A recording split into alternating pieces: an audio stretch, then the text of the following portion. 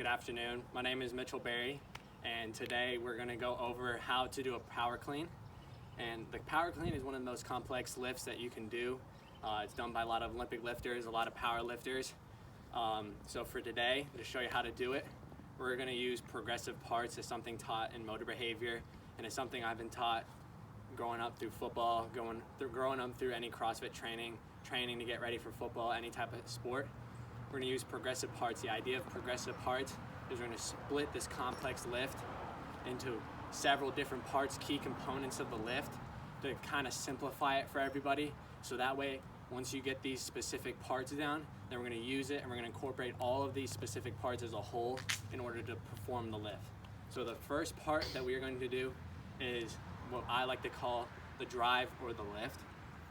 So the idea of each specific part, we are going to do 8 to 10 reps of each one, and then as we progress up, we're going to add them all together progressively as we go. So the first part, or the first phase of the power lift, the power clean, is the drive or the lift phase. So the idea of this is we're going to drive the bar up to about the lower part of our thigh, or just right above the knee. So it's going to look like this. The key to it is you want to get deep down into that squat, keep that back straight, arms straight, chest out, drive up just to the knees, down, up.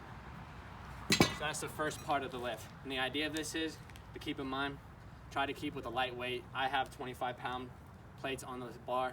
You might want to just stick with the bar to start out, but for me this is a comfortable weight, so I'm doing this with a comfortable weight. So just do whatever is comfortable for you. Okay, so that's the drive phase. The next part of the phase is the shrug phase and also the pop phase. So we're gonna add that on to the drive phase or the lift phase that we've already started. So right here, we're in the drive phase. So we're gonna come up, and once we get to that drive, that point just above the knee, we're gonna shrug our shoulders up, and we're gonna pop with our thighs. We're gonna pop the bar. I'll come to the side so you can see it a little bit better, that pop. So we're right here, and as I shrug up, I pop that bar. It's gonna kind of go out, base up from the thighs. That thigh pop is gonna pop it out and shrug it up. So right here, boom. So this is all of it together. We're gonna lift, pop, lift, pop, and shrug our shoulders. So that's the second part of the lift. So once we have that down again, you're gonna do 8 to 10 reps of that one. Then we're going to do the catch phase.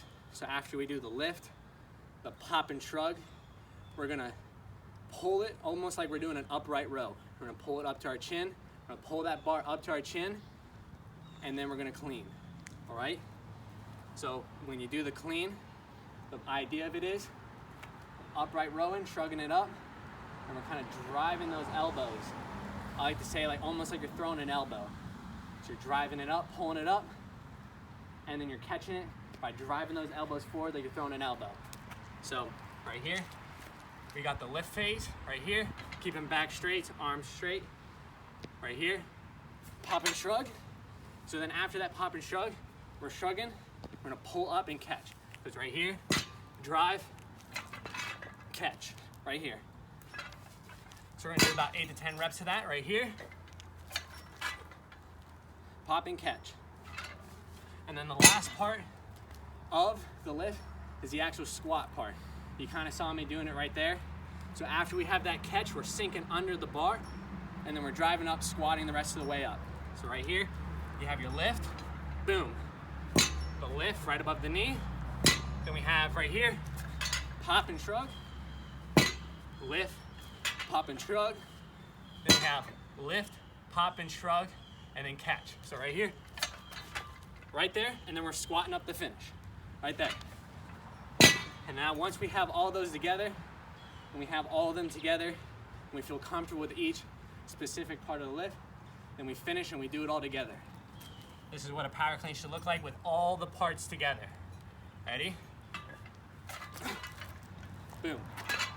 Do it one more time to show you.